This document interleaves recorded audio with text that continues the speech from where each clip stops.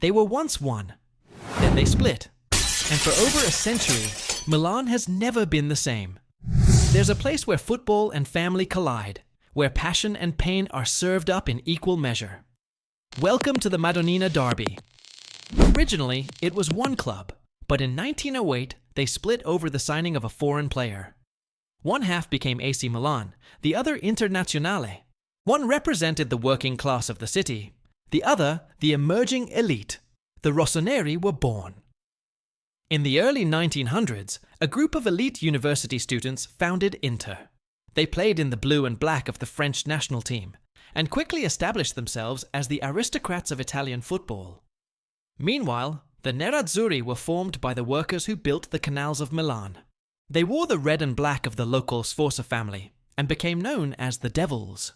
For decades, the two teams battled it out for supremacy in Milan, a microcosm of the cultural divide in the city itself.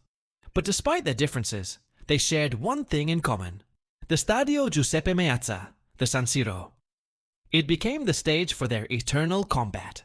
The first Milan derby in 1908 ended in a 3-3 draw, but it was what happened next that set the tone for this rivalry. When Inter won the return fixture 7-0, it was the first time a team had beaten their opponents 7-0 in a Serie A match.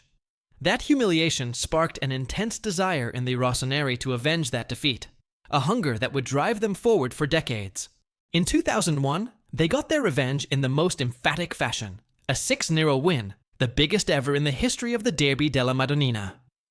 From the legendary Paolo Maldini to the great Francesco Totti, the Rossoneri had some of the greatest players of their generation, and they dominated the early years of the rivalry, winning the first 6 derbies.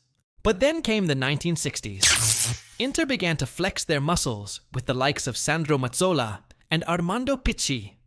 They won 5 league titles in 7 years, establishing themselves as the dominant force in Milan. As the years went on, the intensity of the battle only grew.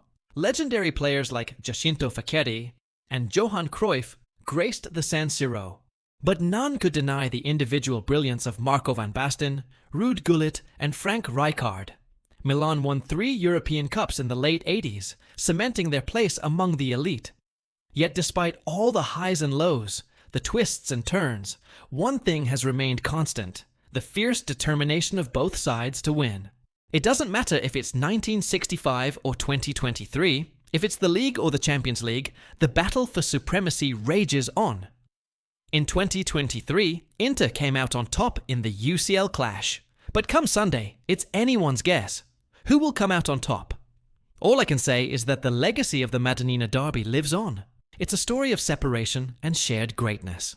It's a tale of 2 souls locked in eternal combat, separated by a river, united by the love of the beautiful game.